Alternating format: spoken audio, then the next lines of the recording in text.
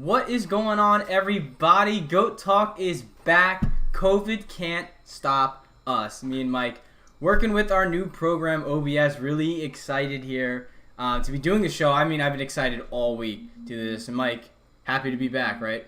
Oh my God, it's been a long time coming. It was really weird at the start of quarantine. We were like kind of doing stuff on Zoom, like just trying to figure out what the best way to do it was. We're back with the new software. We're doing what we can. We're socially distant in our own rooms, but the show is still going to be entertaining. The debates are going to be just as heated.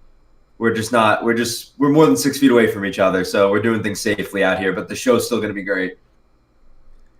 I'm excited. We got a pretty good topic of subjects for you guys tonight. We're going to start with some basketball, talk about the West, talking about the East series a little bit. I know one of the games is tonight, so we'll see how that goes. But after we're done with our basketball segment, we are going to do who you should pick up on the fantasy waiver wire. I know it's a little bit late in the week, but you'd be surprised. Some of these guys are still here, and it really does surprise me to see them here.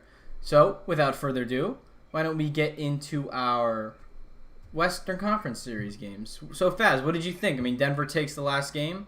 Lakers still up 2-1. I know you're a LeBron fan, so I want to hear from you.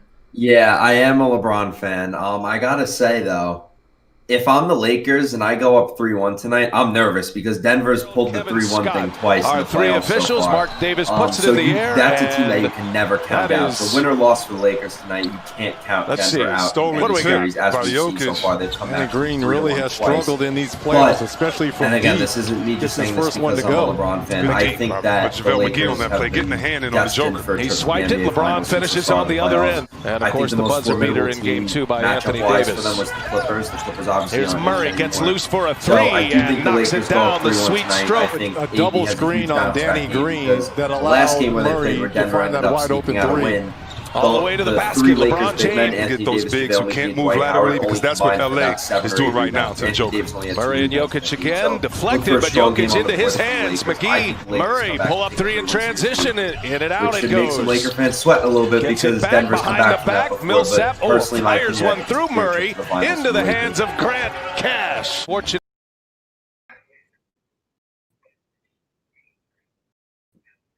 Yep. We'll see if they're able to, do it again if they win tonight with Denver. I mean, Jamal Murray has been sensational. He's been like, him and Jokic have been incredible together. And like you said, Jokic has been unstoppable for Denver, and it's a team you don't.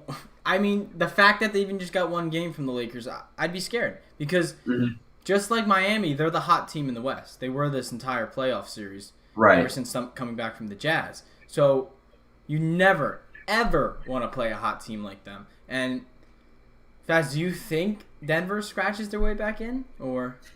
I mean, listen, my series prediction is still the Lakers, but let me put it to you this way. If Denver scratches back into this and this goes to 7 games, I really wouldn't be surprised at all. The thing with the Nuggets is that as much as I feel like the Lakers just are overwhelming with the star power of AD and LeBron, and as much as I feel like that I just think this is their year and their last year, let me put it that way. I think that if they make the finals this year, that's it. I don't think they go back next year or again for the foreseeable future, but you can't count Denver out. And aside from Miami, Denver's probably the deepest team right now. I mean, look, their third string center is Bol, and he's a guy that teams are terrified of when he's on the court. Like, the depth on this team is incredible all across the board, 1 through 5 across the court. The dynamic duo of Jamal Murray and Nikola Jokic, honestly, looking across the whole playoff spectrum, they've probably been the best duo in the playoffs, aside from maybe AD and LeBron. But I think Jokic and Murray have been the better duo. Jokic has been playing just out of his mind, better than I've ever seen him play. He's been, even on defense, and he's been kind of noted as not a great defensive player. He was locking down AD in the post multiple times. AD only got 2 boards, so Jokic has just been stellar on both ends. And Jamal Murray is he injecting himself with Steph Curry's blood? I don't know what he's doing because he has been shooting the lights out. But Denver's a really, really deep team, and I wouldn't be shocked if they crawled back. And I think the best thing you said out of that was that is Jamal Murray being injected with Steph Curry feel because that's honestly how he's playing. Oh, They gave what is the nickname? They gave him the Blue Arrow or something like that. Yep. And I love following. That was his thing at Kentucky. He used to pull the arrow back, and that was his celebration. Yeah, and listen, I don't know. I'll ask you this actually now, because obviously we like following Denver. We like all that. Mm-hmm. But what does this mean for Jamal Murray next season? Win or lose this series?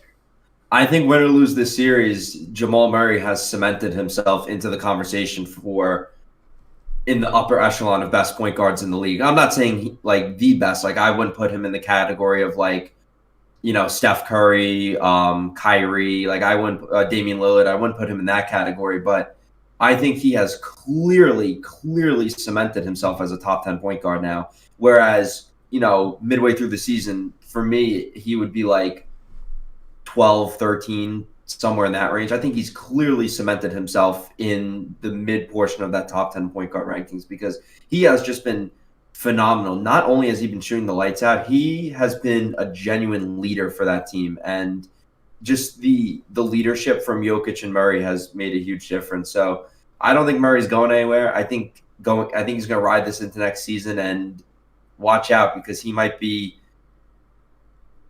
I don't know how to say this. He might be top 5 point guard talk next year. Is this the springboard to get into that top? I don't know if he cements himself in the top 5 necessarily. Going into next season, you're going to hear top 5 chatter because of how well he played in the playoffs. But I don't know if he's going to keep this up all the way throughout next season. But I think at least at the start of next season, especially with a shorter off season, he's going to pick up right where he left off. And a final question for our last part of this Denver Nuggets-Lakers series segment. I know I asked you what's going to happen in this series and stuff like that, but what about tonight? Because they play tonight. Yeah, I mean, if I'm the Lakers, I don't know what I want because on one hand, do you want to go up 3-1 against the Nuggets where they've historically come back from twice? But then if you lose, it's 2-2 and Denver's right there within firing range. So I think tonight's going to be a really interesting game. I think the Lakers realize a lot of the wrongs that they made in the last game. I think they were very lackadaisical on offense. They were tired and sluggish on the board. So I think they're going to fix those minor errors. And I do think that this is, again, going to be a really close game. I think the Lakers edge it out, but I still think the series goes 6 or 7 games. I think the Lakers win tonight, but Denver's going to get the next 1 or 2. So we'll see how that plays out as we have another big series over on the other side of things, over on the East. And from a team that if you are a loyal Goat Talk listener, you'll know that I've been saying the Miami Heat are going to make the finals since March. And that was actually a popular opinion. It wasn't just me. I can't take all the credit. It was a popular opinion on our show back in the spring. Oh, yeah. What are you surprised to see Miami here? Are you surprised to see Boston here? What do you think, Faz? See, I got to be honest. I'm not really surprised to see Miami here at all. My pick, as I've said on the show, my pick was Milwaukee. For all the flaws that I knew that they had, my pick was Milwaukee just because I thought their star power of Giannis was going to power them through. I was wrong. The one thing I know both of us said on the show was that the one thing that would power Miami through was their chemistry and their defense. And I really think that's what they've shown. Their defense has just been, they completely shut down Giannis in that series. I think they're doing a fantastic job against the Celtics. Obviously, they're up 3-1. They're 1 win away from making the finals. But the star of the series has been Tyler Hero. 37 points last night. He has just been out of this world. I think he just broke a record for being the youngest player to score more than X amount of points in a playoff game, or whether I don't know if that was across the league or Miami, but Tyler Hero has been a star. And I don't think they expected him to be this good, and I think it's helped propel them even more. But overall, just looking at the Heat, the chemistry, the defense, and just overall the unselfish basketball, I think, has gotten them to this point. In terms of Boston, I think Boston was another team that I could have potentially seen getting to this point. One game to the next can get just crazy. Because for similar Miami reasons, they're a really deep they were team. beaten wire to wire, but they're still in front of this series. On Kemba Walker to get Duncan Robinson on Kemba Walker. Alley-oop and Bam Adebayo throws it down on a beautiful feed from Dragic. He has 2. Jaylen Brown has 2. Robinson misses that. Williams tip misses. Ball deflected, picked up by Kemba Walker. Players, but Walker running high-level players and a bunch of guys that play really well together. That was the main reason I ended up picking Miami was because as a Bulls fan, I know what Jimmy Butler was capable of at a young age. Oh, yeah. And I think you're finally seeing what his full potential is as a leader and as a player. Because if you look at this Miami roster, beginning of the year, think about when we talked about when Jimmy Butler signed with Miami. Right. A lot of the words being thrown around were, they're not going to win a championship with him there. They don't have talent around him. But what they did is what I feel Milwaukee has not been able to do. It's surround a star player with a supporting cast. Right. And they did it the opposite with Milwaukee, where they got their supporting cast. They were bad for a couple years, but really well coached by Eric Spoelstra. And then they signed in their star Jimmy Butler. Whereas in the other way around Milwaukee, you have Giannis, who is desperate for that supporting cast. So we kind of see that approach taken from two different angles. And obviously for Miami, that works out better. Obviously, Giannis and Jimmy Butler are two different players. But it is a comparison to look at, especially because they're both in the Eastern Conference. And for Boston, I feel like this was the expectation for Boston. People said they got to at least make it here. I always picked Miami, and I still think Miami gets this series. I said that before it was 3-1 or whatever it is now. Yeah, 3-1, I think. They play tomorrow night, so Miami could end the series tomorrow. And Bam Adebayo has just been playing out of his mind. Out of his mind. I mean, Tyler Hero too. All of those guys. The supporting cast is just stepping up where Milwaukee's supporting cast didn't step up. And I think that's the biggest reason Milwaukee's not in this game. Right. I mean, I have to agree with you on that. And I just think it's because of exactly what you said. It's not about not having the supporting cast. It's kind of the way it was built. So Jimmy Butler walked into a situation where the chemistry was already there, the coaching was already there. The Bucks were kind of figuring things out as they went along. And is Miami going to win the championship this year? I think they have a legitimate shot. Honestly, probably not. I think the big victory for the Miami Heat here right now is how this affects what they're going to do in the offseason. Because now there's going to be players, not necessarily superstar players, but there's going to be a lot of guys that are going to see what's going on in Miami and want in on it. And again, that doesn't necessarily mean they're going to go out and get like Kawhi or Paul George or Giannis. But I think you're going to see a lot of, B-level players that are going to want to buy into their system. Victor Oladipo is a perfect example. Danilo Gallinari. Not saying they're necessarily going to sign those guys, but you're going to see players like that, B-level players that are really smart, veteran supporting players who are going to want to buy into whatever it is Miami's doing. And I think the thing that really works for them is Jimmy Butler being their star. And what Miami is showing is that your star player doesn't have to score 30 points a game because Jimmy Butler is just not that guy. He's that guy who gets you, he's between like 18 and 22 points a game. He's not going to get you 30, 35 points a night. He's not your star offensive player, but it's the way he distributes the ball. It's his defense. It's his leadership. It's the things that everybody ripped him apart for what he did in Minnesota and Philadelphia. He's doing those same things in Miami, and it's working because he has guys that want to buy into the system. And a fantastic coach, by the way. Fantastic coach. And don't rule out Bam Adebayo either, because Bam Adebayo is a big part of this success. He is one of, and this might be a bit of a stretch, he is one of the best athletic defensive big men I've seen play in recent years. I think he is that good. He is really, really, really great on the defensive side of the ball. He just fits so well with that team, Bam Adebayo. Yes. And going back, you said his defense, I think what people forget is that Jimmy Butler is a Defensive Player of the Year caliber defender. Yes. His entire career. That's how he made his money into the league. He didn't come in as a first-round pick. No. He came in and worked his way up. He didn't have that expectation. He worked his way up in Chicago as a defender. So you talk about a guy who's the alpha on your team, who's the leader. Yeah, you're right. He's not going to drop 30, 35 every night in the playoffs, but he's going to cover the best guy on their team. He brings you that, what's the word I'm looking for here? So you have LeBron, who brings you that on both sides of the ball. With Jimmy Butler, you're getting that on the defense side of the ball.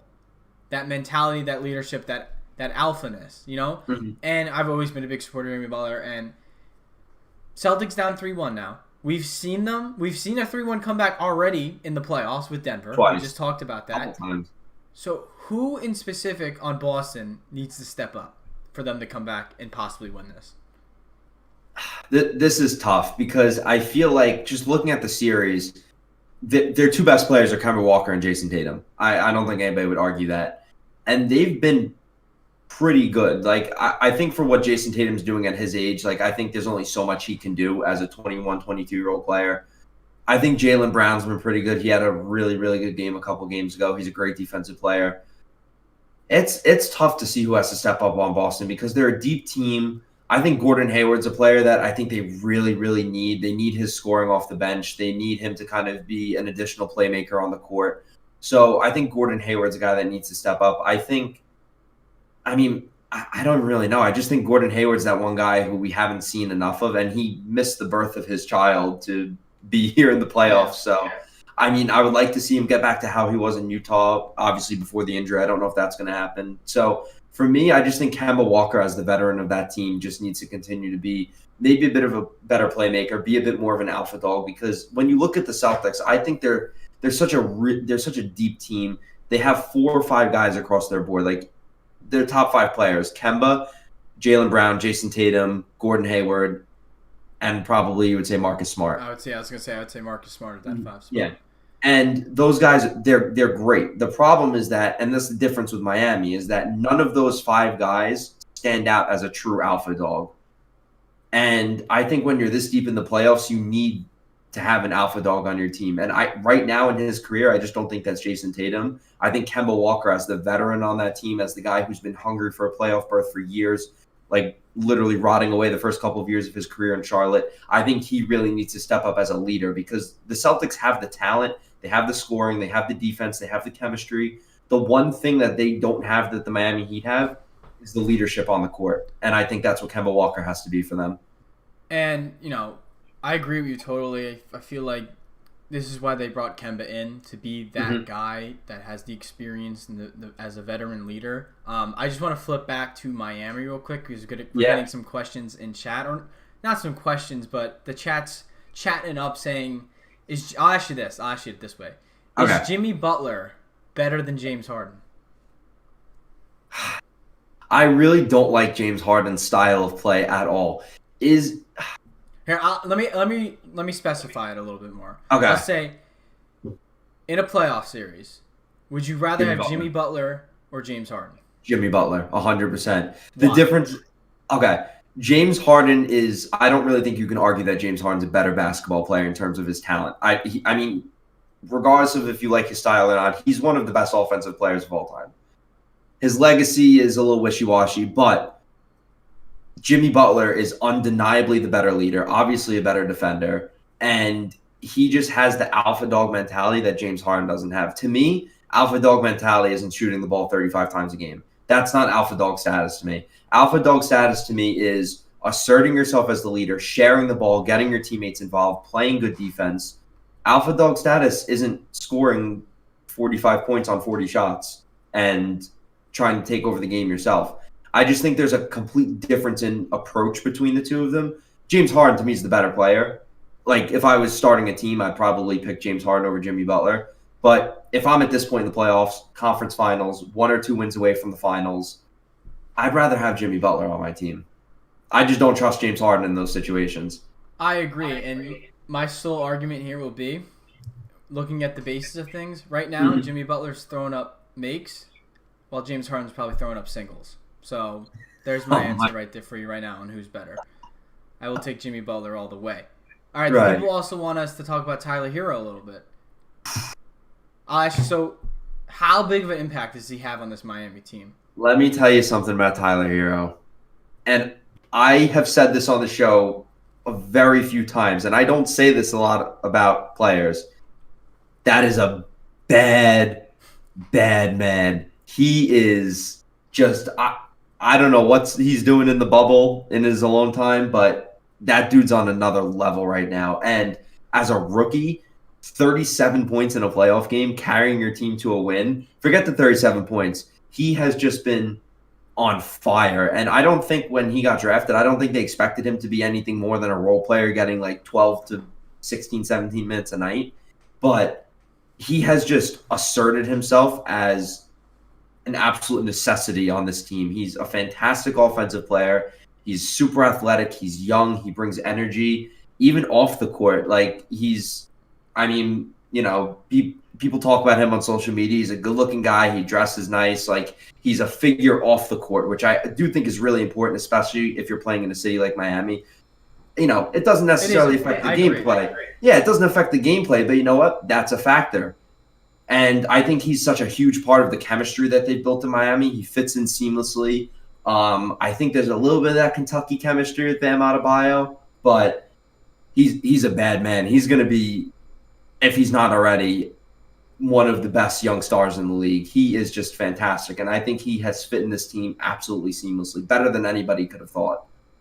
He's an X factor for them. I'll put it that way. He's an X factor. Yeah, I'll say this about Tyler Hero is that if you go back to draft night, what's the most popular word that was, I'm going to assume here, but I'm pretty sure I'm right, that was associated with Tyler Hero on draft night on Twitter? Oh, they reached. Miami reached for him. That was my word, reach. Reached. They didn't reach for him. And this goes back to my first argument about the East, saying that Miami went out, they saw their guy. They didn't care where they took him. They took him where they had their pick. And they said, this guy is going to be a good role player for this team and develop into something more later. Now, did they expect him to be this good this early? Probably not. But this is what I expected Tyler Hero to become. Just not this quick. And he reminds me of a more young and athletic Kyle Korver, in a way. I like that. So I know most people know Kyle Korver as this old dude who just sits on the three-point line and shoots. But when Kyle Korver was a little bit younger, he would get his shots at the rim too. Like when he was on Atlanta, that made him an all-star. He was more of a attack the rim kind of guy too. And then as he got older, he relied more on his three-point shot. But I kind of see that esque in him, where Kyle Korver played a huge part in those Bulls playoff teams. I like that. Part. He wasn't the star, but he was there to get buckets, and he did it. So I could see Tyler Hero like that. I think Tyler Hero is actually better at attacking than Kyle Korver ever was already. Right. But I just get vibes, Kyle Korver vibes, when I see Tyler Hero. Yeah, I like that. I mean, another player that's like, I guess, kind of in this, not as good, but Kendrick Nunn's another player who I think some people when he got drafted, people didn't even know who he was, and he's emerged as a pretty good point guard. Nothing spectacular, but again, he's one of those guys that Miami probably knew this when they drafted him. His style of play just fits seamlessly into this team. They have guys that can play and guard multiple positions. They're a team that's made up of some really great role players, even some guys they got in the middle of the season, like Andre Iguodala and Jay Crowder. I really like what this team has done. I really do. I love everything about the Miami Heat right now. You talk about undrafted rookies. I mean, Duncan Robinson, too. Oh, my God. Yeah. Incredible. We didn't even mention Duncan Robinson, one of the best There's so many people on this Miami team, and they're all young. It's crazy. They're all young. Imagine who Miami's going to be in a couple years. Like you said, they can grab another superstar or something like that. Mm-hmm. Even if this team, because one of the rumors I've seen is Victor Oladipo. Victor Oladipo is a guy who's not going to take too many shots away from the other guys. He's a good defensive player. He's a solid playmaker. And again, we'll save this for another episode. But like guys like that who don't have the spotlight on them always, that can come into this team and just play their role. This is a scary team for the next couple of years. And I think a lot of it has to do with the coaching of Eric Spoelstra and that man, Pat Riley. He knows what he's doing in that front office. It's the front office, man. It's just great from the top to the bottom. Now with the players, too. And Duncan Robinson, Kendrick Nunn, both undrafted rookies. So that says a lot about Eric Spoelstra, his staff, and everyone above him in the executives' offices and stuff. And this is the same staff that put together LeBron, Wade, and Bosh almost 10 years ago and took them to 4 straight finals. The exact same staff is putting together another potential dynasty. I will see where Miami does. Does Miami finish it tomorrow night? That's a loaded question. Yeah, I think they finish it tomorrow night. Yes or no? Yes, they finish. They finish it tomorrow. I'm going to say no, they finish it next game. I think Boston fights back. You have Miami winning the series either way, though. Wins a close one, but Miami wins the series. And Miami's is my finals pick. But we're right. Okay, I was gonna say either way, you have Miami. We'll do finals picks next week for you guys. Okay. Here on Go Talk. We'll go more like in depth about that, but either way, Miami to the finals. Yeah. All right. So let's get on to football now. Yes. So like I said, what we're doing this week is we're gonna tell you about 4 guys who might be free agents in your fantasy football league that you might want to get an eye on, and we might talk about a little bit about the teams, what branches off this fantasy stuff, but we're kind of gonna roll with it. If you want to ask who should I start someone over here or start someone over them, or should I make this trade? Who should I pick up? Send them in the chat. We'll answer them like we have been with all the basketball questions, please. So if you have a personal I got this trade today, should I do it? We'll help you out. Should I pick this player up? Should I drop this player? Should I start him over him? We'll help you out. We love to hear that stuff. That's what we like to talk about in fantasy. Absolutely. But, Faz, you want to get into your 4 pickups? Yeah, so I have 4 pickups, 2 of which actually just got picked up in my league maybe about an hour before the show started. So these are guys that are hot commodities in your fantasy football leagues. First one, I'm going Miami Dolphins, Mike Gesicki, the tight end. Average on ESPN. We use ESPN, by the way. That's the stats we're going off of. So 68% owned in ESPN. Had a huge game versus the Buffalo Bills last week. 8 catches, 130 yards, and a touchdown. I think the momentum keeps up for him. The tight end is one of the hardest positions to find good talent in fantasy football. Right now, aside from Gesicki, who I think is going to become a really good tight end player, there's only really about 4 or 5 truly viable fantasy tight ends right now. So if you're looking for tight end help, whether it's as your starting tight end or off the bench, Mike Gesicki's the way to go. He's only 68% owned right now. Had a huge game last week. I don't know if he's going to put numbers up like that again, but the tight end's the hardest position to find talent in fantasy football. So look for Mike Gesicki. Next player, I'm going over to Minshew Mania in the Jacksonville Jaguars. Keelan Cole Sr., only 21% owned on ESPN. 21% owned. If you watch Jacksonville Jaguars football, which not a lot of people do. I do. I know you do. He's Minshew's favorite target. He has been a target machine for this team. Led the team in targets last week. There's no DJ Shark this week for the Jaguars, so look for him to get even more touches than he got last week. Obviously, more touches for him there. Season total so far, 11 catches, just under 100 yards, and 2 touchdowns, but with no DJ Shark potentially for a couple of weeks, with Minshew throwing to him even more, look for Keelan Cole Sr., only 21.3% owned. He's a viable fantasy option at wide receiver, especially with all the injuries that are piling up across the league. Next pick for me, I love this guy because he has just dominated since Adam Gase left him. Yeah. Ryan Tannehill, 45% owned. Again, the quarterback position, I think the quarterback position fantasy football is really top heavy. So you might be looking for a backup quarterback. He's ranked number 9 overall on the position rankings for quarterbacks. He had 4 touchdowns last week against Jacksonville. I know it's against Jacksonville, but Ryan Tannehill's the real deal. I think he's going to have a really strong season, and he's going to pick up right where he left off in the playoffs next year. He might not be your starting guy, but if you're looking for a good backup point guard or if your starting quarterback is injury prone, Ryan Tannehill's a fantastic option to come off the bench. Last but not least, this one hurts me because there's a little bit of a personal story to this one that I heard. There's a personal story to this one. I'm not going to get into it. Long story short, Saquon Barkley is my starting fantasy football running back. Tore his ACL out for the season. So who's replacing him? Not on my fantasy team because he got picked up already, but on the field, Devontae Freeman, 57% owned. He's going to take up a majority of the touches. It might not happen next week just because he's going to get used to the offense and stuff. Look for a few touches for him this upcoming week, but within the next couple of weeks, I think he's going to be leading the team in touches. Yes, he hasn't had over 1,000 yards rushing in about 4 years, but I think he has serious goal line potential as a running back for the Giants to use in the red zone. He still had 184 carries last season, so he's still getting his touches. He might not get the yardage that he used to get, but again, 184 carries last season, so he's still getting the touches. And lastly, Daniel Jones. Sorry, Sean. I think he's a good quarterback, but he's a sophomore quarterback. Sophomore slump is inevitable. He's going to personally, I think he's going to be a good tough year. I can't even. Yeah, no, I think he's going to be a good quarterback, but I think he's going to have his ups and downs. Look for him to rely on the run game here and there throughout the season, and I think Devontae Freeman's going to get his touches. Those are my 4 picks for fantasy this week. If these guys are on the waiver wire, try to pick them up because I think they're going to be fantastic additions to your teams.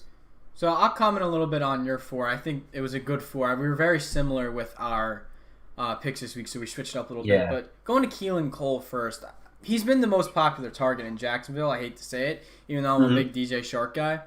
Yeah. I think Shark is the wide receiver one still there because Cole's more of a slot guy. But that being said, what we've seen from a lot of teams this year is that their wide receiver 2s and 3s are putting up wide receiver fantasy 1 numbers. For example, Russell Gage has been averaging 18 a game for his first 2 weeks, and he's wide receiver 3 on that team. So I don't think you should be afraid. I'm shocked how many people don't own Cole, first of all, after this whole week went past, because he's a good receiver. He is, and he's going to play slot for them. And DJ Shark's not playing tonight on Thursday Night Football. Right. So did the game start yet? I'm not sure, but if you can get 8:30, it's probably starting because he's wide receiver 1 tonight. And for Devontae Freeman, once Barkley got hurt, I was like, all right, Freeman's probably going to the Giants. I had Freeman in 2 or 3 of my leagues. I picked him up before this even happened because I knew he was going to sign somewhere soon. My only problem with it is that if Barkley couldn't get fantasy points, why is Devontae Freeman going to get fantasy points? It's a valid point. I don't think that should be like, oh, well, I'm not going to pick him up then. Because I still think he should if he's there. Because the matter of fact is he's going to get volume. Dion Lewis is not going to be running back 1. He's a pass catcher, 3rd down specialist. Devontae Freeman, for what he did in Atlanta, I think it's overlooked a lot. He was an all-around back. He could receive, he could run, and he could power run. He's a strong running back. So, like, you talk about goal line touches. Dion Lewis is not getting goal line touches. He's like 5'7". Yeah, he's not trucking through the goal line. Has potential for his touchdowns. I'll say that. He has potential for his touchdowns. He's much better than many other running back options. On there, Tannehill, I've never been a big fan of Tannehill, but he has proven to me in his first 2 weeks that Tennessee's more of a passing offense than they ever were last year. Do you notice that? Right, which is surprising. Last year, they threw the ball 20 times a game, 25. I watching him play, he's throwing the ball. Like, he looks so much more comfortable as their quarterback. So that's a huge step for the Tannehill fans out there because he's taking a huge step as being the guy. You know, he's not just Derrick Henry's quarterback. He's Tennessee's quarterback. He's starting to become. And your last one, which was Mike Gesicki, I always support my boy. If those of you don't know, I went to high school with him. He tried to dunk on me when he was a senior. I was a freshman. He played basketball. He tried to alley-oop over me because I had to cover for varsity because I was a freshman. He missed, so I have that on my record. So, you shut down in the NFL. I went to the same high school as him. He was a nice guy, so I always look out for. And listen, he's an athlete. He's a freak athlete. I've seen this kid. I can't even call him a kid anymore. I've seen this guy firsthand. He was an excellent basketball player too. He's like 6'6", 6'7". He's 240, like huge. I'm telling you, this guy is gonna boom once Tua. I think honestly, Fitzpatrick and him have a good relationship, but once Tua goes in, I think this is gonna be the next QB tight end. Big connection. Like we're talking about like top 10 tight end. So, wow, you have faith in it. I like that. I do have faith. He's South Jersey raised. I have faith in him. I like that. But we'll get over to mine. Yeah, who are you for? Who are you for, Sean? Let's hear it. So I'll say before I get into mine is that a lot of these guys were picked up earlier in the week, but a lot of them still remain unclaimed. It's hard to tell from league to league because it depends how many people are in the league. I'm in 3 leagues this year, and it's the free agency is like completely different in all 3 leagues. So I'll show you who mine is now. I have, for my first one, you can see I have Jerick McKinnon. So Jerick McKinnon, people forget, he won the starting job in Minnesota a couple years ago. And San Francisco signs him with the intent of this is going to be our franchise running back. He tears his ACL 2 years in a row. 2 years. Right. I'm a big Jerick McKinnon fan too, so that was tragic to see. And he comes back this year. Week 1, Shanahan throws him in there. He looks good. He looks sharp, cutting and stuff. Gets a touchdown. Really, the team's really happy for him. Everyone's really happy for him. But this guy, if he recovers from his injury, was a top 15 fantasy running back when he was healthy. He was great. And people have no idea. And most starts hurt now. So McKinnon needs to be acquired. If he is sitting in free agency in your league right now, you need to stop watching and go pick him up. Or go on your phone and go pick him up. Because I swear, if he stays healthy, he's going to put up top 15, top 20 fantasy running back numbers for the rest of the year. And if Mostert doesn't come back. Because San Francisco and Shanahan had the intention of this guy being their franchise running back. Then they had to default to Mostert and Breda the last couple years. Right. They weren't the first option. That wasn't what Shanahan had in mind. So keep an eye out for McKinnon. My next guy is my boy, Gardner Minshew. Minshew Mania, baby. And I'm really mad because someone picked him up before me in one of my leagues. And I was really salty about that. But he, not even talking from a fantasy standpoint at this point, he looks amazing. He looks incredible. Jacksonville wasn't supposed to win this many games already. No, everyone counted Jacksonville after they cut Fournette.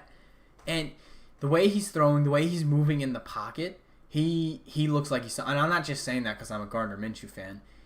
The step he's taken from last year is the biggest out of any of the, I think, freshman quarterbacks last year. Or the rookie quarterbacks last year.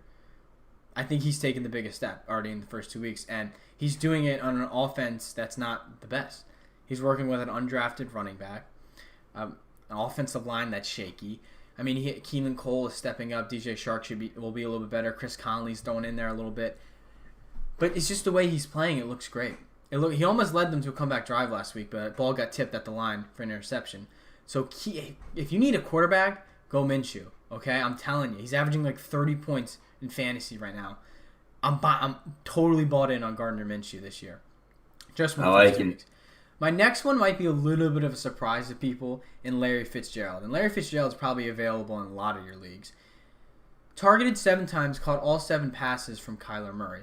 So what it seems like Kingsbury is doing is throwing Larry Fitzgerald in there on third downs. And Fitzgerald, you're not going to see him pass 100 yards probably. But Fitzgerald in a PPR league has value as a flex play because of those 7 receptions. Because we've seen that not Coach, but also Kyler Murray, that's his most trusted target in crucial situations is Larry Fitzgerald, which, God willing, it should be because it's Larry Fitzgerald. He doesn't have the cut, he doesn't have the speed like he used to, but 5-yard, 10-yard dumps, if 7 receptions, that's 7 points right there. Not counting a touchdown, not counting the yardage. So if you are in a PPR league, this is for you. If you're not in a PPR league, there's better options for you than Larry Fitzgerald. So Larry Fitzgerald, that's the one you can grab if you're desperate. I wouldn't even say desperate, but PPR league, he can put up good numbers. Consistent numbers. He's not going to boom, but he shouldn't bust for you either. My last one for you guys is... I want to say one more thing about Larry Fitzgerald. It's just... it's Larry Fitzgerald. Like, I feel like... The dude's a legend. Yeah. Dude's a legend. You can comment on that, too. It's Larry Fitzgerald. So, don't count him out because he's old, because it's Larry Fitzgerald. I don't want to... There are just certain guys where, I think Adrian Pearson's one of those guys. It's another one, but he got picked up a lot, so I kept him off my list personally because he got scooped after week 1. After apparently winning the starting job in Detroit after being there for 5 years. Well, that's the thing. Those are the guys that you can't count them out because they're just their names have so much weight to them that they're always going to get touches. So my last guy is Corey Davis on the Titans, and if A.J. Brown remains out, this is obviously a good pick because he's going to be wide receiver 1. Now, only 3 receptions last week, but he did get the touchdown. He was targeted over 8 times in week 1, and he put up really good numbers in week 1. And Corey Davis has always been someone who's, I guess, disappointed, you could say, because there was a lot of upside with Corey Davis and the Tennessee Titans. But the last year he had 3 really good games, and this year he's had 1.5 really good games in 2 weeks. So, but if he's Tennessee wide receiver 1, you mentioned Tannehill, and he's throwing the ball a lot. So there should be opportunities for you. The only person that's really going to compete with him is Adam Humphries, who's a slot guy, and Jonnu Smith, who they like to throw to Jonnu Smith a lot. But Corey Davis is wide receiver 1 with AJ Brown out. Even him as wide receiver 2, he had that 7 to 10 targets or whatever it was. So keep an eye out for Corey Davis. He's probably number 4 on my list out of all those guys. But Jerick McKinnon's definitely number 1. If Jerick McKinnon is available in your leagues, go grab him. If you need a quarterback, go get Gardner Minshew. I wanted to look just to verify your Jerick McKinnon comment. He was already picked up in all 3 of my leagues. All 4 of my leagues. I don't need him. Just wanted to look. Yeah. Yeah. He's probably gone by now. Yeah. And just for the sake of time, the only one I'll really comment on is Corey Davis. You were just saying how Tennessee has become surprisingly a really big passing offense. And Corey Davis is a guy I picked up in my main league, 12-man league. So, we're running deep. Just for that reason, exactly, that Tennessee has really just kind of changed into a team that relied so heavily on Derrick Henry to now kind of becoming more of a passing offense. I think Corey Davis is going to have a phenomenal season. He's a guy who I've been waiting to see Corey Davis burst for a couple of years now. I don't really think this is that season where he truly bursts onto the scene, but I think he's going to put up really good fantasy numbers, especially if your leagues run a little bit deeper. All right, so that is all we have laid out for you guys here on Go Talk tonight. If you have questions, send them in now. We'll stay on for like another minute or two. If you have any last-minute things you want to talk about, it could be anything sports-related.